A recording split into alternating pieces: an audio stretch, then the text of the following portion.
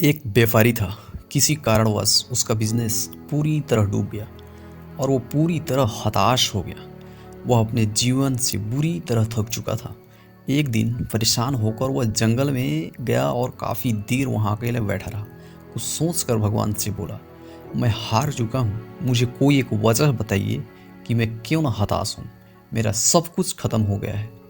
भगवान ने जवाब दिया, तुम जंगल में इस घास और बांस के पेड़ को देखो। जब मैंने घास और बांस के बीज लगाया, मैंने दोनों की देखभाल की, बराबर पानी दिया, बराबर प्रकाश दिया। घास बहुत जल्दी बड़ी होने लगी और इसने धरती को हरा भरा कर दिया। लेकिन बांस का बीज बड़ा नहीं हुआ। लेकिन मैंने बांस के लिए अपनी हिम्मत नहीं हारी। दूसरे साल घास और घनी हो गई, उस पर झाड़ियाँ आने लगी, लेकिन बांस का बीज वैसा कि वैसा ही रहा। लेकिन मैंने फिर भी बांस के बीज के लिए हिम्मत नहीं हारी।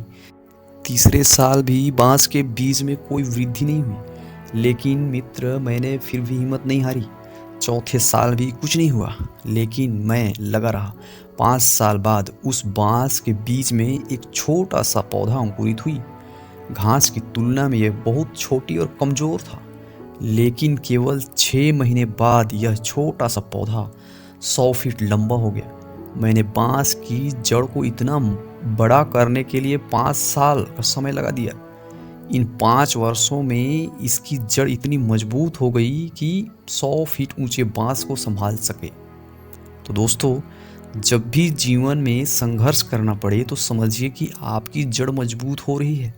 संघर्ष आपको मजबूत बना रहा है, जिससे कि आप आने वाले कल को सबसे बेहतरीन बना सको।